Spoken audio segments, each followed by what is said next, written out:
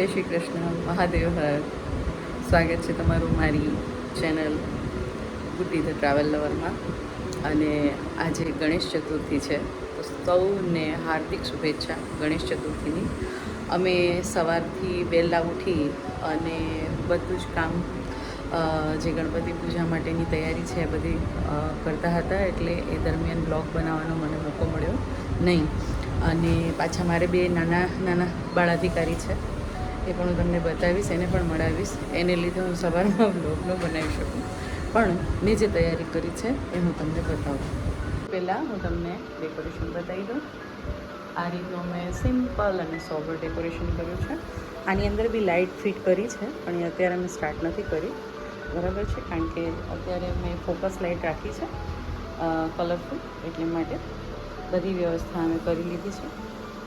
અહીં દીવો પણ તૈયાર છે, લાડવા તૈયાર છે, ફૂલ દુર્વા અને હાર તૈયાર છે, કેળા અને મુખવાસ માટે પણ બધી વસ્તુ તૈયાર છે.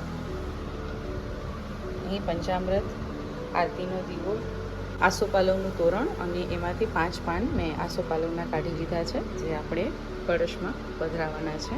અને આવી રીતે સરસ મજાની તૈયારી કરી છે. અને આ છે મારો પૂજાનો ડબ્બો. મોસ્ટલી તૈયાર જ હોય છે, જેની અંદર હલ્દી છે, કુમકુમ છે, અબીલ ગુલાલ, કંકુ, અષ્ટગંધા, ચોખા. અને ચોખા એવી રીતે હું લઉં કે બાસમતી ચોખા લઉં અને એક પણ દાણો ખંડિત ના હોય એવા ચોખા લેવાની કોશિશ કરું. અને આ છે અષ્ટગંધા, ચંદન. અને અહીં છે આપણે ગણપતિને લગાવવા માટે સિંદૂર. આ છે અમારા ઠાકોરજીની સેવા. અહીં પણ ફૂલને બધું પધરાવવાનું બાકી છે, પણ મેં કીધું એક સાથે જ હવે પૂજા કરશું. અને અહીંથી આપણે જે ગણપતિ છે એ લેવાના છે પૂજા ત્યાં સ્થાપન માટે. ગણપતિને આપણે ત્યાં પધરાવી દઈશું, એટલે અહીં માટે મેં બહુ જ સરસ નાના એવા ગણપતિ રાખ્યા છે, એ પણ હું તમને બતાવું.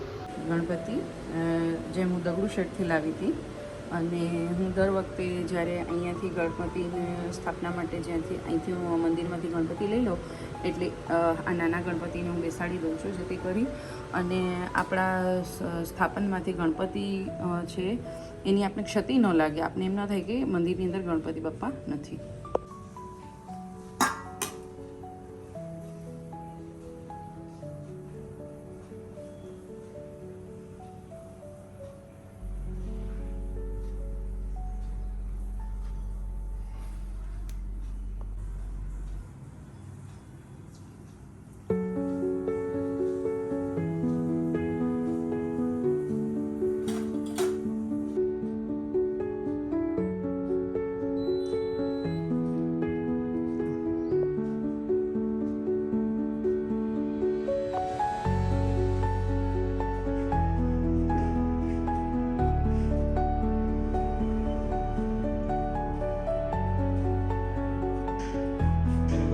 ગજાનન ગણપતિ મહારાજ કી જય.